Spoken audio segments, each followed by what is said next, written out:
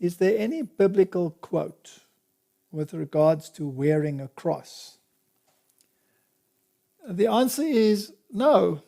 There's no biblical quote. There are indications that God's people should remove external adornments.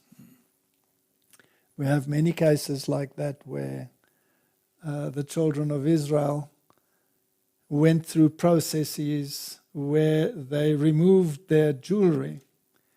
Now, there's nothing per se wrong with jewelry.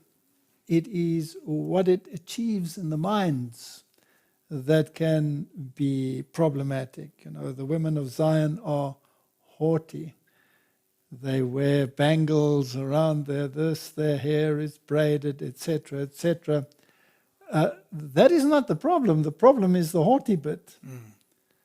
So when it comes to correcting some of these issues of personality, God has seen fit in the past to tell them to remove their jewelry. And whenever they were on the road towards idolatry, then we also find that he asked them to remove their jewelry. Jacob is a nice example. When he was on his way to Esau, he dug a hole under the terebinth tree and they cast their jewelry in there. So the makeup was gone. They went through a car wash. And they met him without external adornments. He had to look at them for face value and judge by their character. So is the emblem of the cross good or bad? I hear some claiming the T is for Thammuz. I also heard people claiming Christ was crucified on a tree or a stake and not a cross, and that it amounts to an idol because wearing jewelry is forbidden. When the servant of Abraham went to find a wife for Isaac, and when he found her, he put a nose ring on her and he gave her jewelry as a symbol. So when we are looking at the beings in heaven, every precious stone was your adornment, it says, of Lucifer. So the problem doesn't lie in the jewelry. The problem lies in the effect that the jewelry can have. Well, look at me, you know. I'm something special and I have all this value attached to me, and it makes for the possibility of self-exaltation. And we know that many people adorn themselves in order to exalt themselves in one way or another, or claim superiority over others. So this is what it's all about. So the actual item is not the problem. The cross, is it also a symbol in Luciferian worship, a sign of Thammuz? The answer is yes. But so is the rose, Martin. Yeah. In the Rosicrucian order, the rose is a symbol of Lucifer. Now, who created the rose? God did. God. Yeah. So may I not give a rose to my wife? No. Or may I? You may. Okay, if I get all tangled up and say, ooh, the rose is a symbol of Lucifer, I'm not going to give it to her. You know what? He's a thief and a liar from the beginning. He stole the rose emblem from God.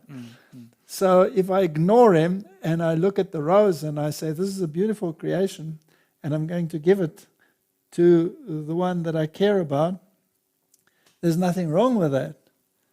So again, there are symbols that have Luciferian symbols attached to them, and there are symbols that are religious in nature. You can take many of them, for example. The fish is being used as a symbol of Christianity, right? But the fish, the sign of Dagon, is also a symbol of Lucifer. So which one are you doing? Depending on whose will you are doing. Yeah. Whether you attach a value to the one symbol or to another symbol. But the Bible also says, do not create stumbling blocks. That's a good point, because what I wanted to ask now is it not safer to rather not go that way to bring about? Yes. Now, we do not need a symbol. The symbol that God looks for is a contrite heart. So I do not need a symbol to advertise what I am. The character should speak for itself.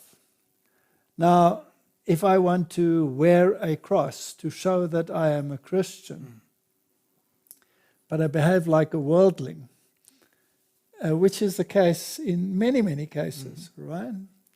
Then that cross becomes not only a symbol of, oh, that man is a Christian, but some people will look upon it and say, those hypocrites. Hypocrites, yeah. So is it better to wear one or better not to wear one? If you decide to wear one, what are you going to wear? Are you going to wear a wooden one? Are you going to wear a silver one? Are you going to wear a gold one? Are you going to wear a big one? Are you going to wear a small one? And if you're very, very ardent about your opinion, you might want to wear a big cross. Inside of your shirt, outside of it. Yeah. Yeah, so do many of the priests and prelates wear crosses like that? Huge ones, right? Yeah. And then you find out what they sometimes do in darkness. And the news media reports it. And then the name of Christ is maligned. I mean, the word Christian is a very beautiful name because it means that you are representing Christ. How do you represent him? By a symbol? No, by your fruits. Okay. Is there a possibility that the symbol eventually can become an article of reverence? Yeah, definitely. Is it happening in churches? Well, all religions have symbols. Yes. So wouldn't this just become, like you said, another one, even if it's in Christianity? All right, so some will look upon the symbol and will revere it. Others will look upon the symbol and despise it. Some will look at it with a question mark in their minds. So what is the best way to go forward? My personal opinion is I don't need a symbol to advertise what I stand for. I agree with you on that one. I think it's better that your actions show it than you adorning yourself with something to show it. Yes, and then was it a pole? Was it a stake? Or was it a cross? Well, do we have any biblical answers to that? I think we do, because Jesus said to Peter, when you are old, you will stretch forth your hands. In other words, he was going to be crucified, which he was. And that seems to indicate that it was a cross and not a stake. Now, what is the stake made of, or what is the cross made of? It's from a tree. Yeah. Now, when you think about that, Martin, who's the author of life? God. God is, right? Did God know which tree was going to bear his son? Yes. He knew, eh? Yeah. Did he take care of it that it would grow into a sturdy tree? Yes. In spite of the fact that he knew that his son was going to hang on it. Yeah. What does that tell you about the character of God? It's amazing. It's amazing, no? So let's just sum this up.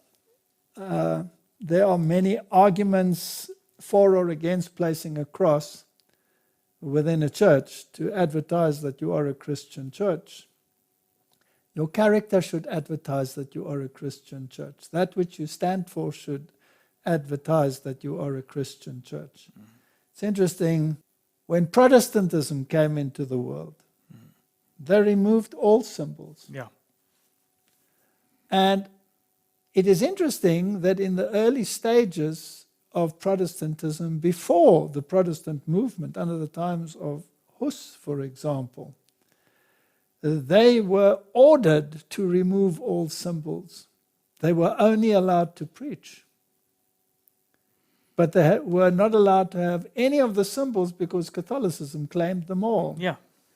And that was such a magnificent thing to happen because all they had to rely on was the Word of God.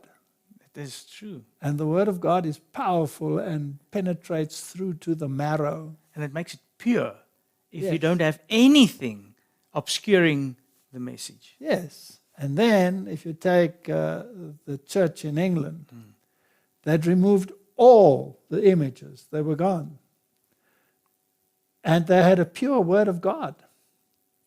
And under that ambience, the Word of God, the King James Bible, everything was given to the world. And then the Oxford movement came. Now, how did the Oxford movement start? What was the first thing they did? Bring back the images. Okay. Bring back the cross. Bring back a little statue here. Bring back the candles. Eventually bring back images of Mary.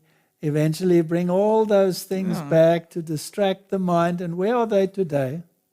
Back totally under the Catholicism. They're back to the Middle Ages. Yeah. They're back.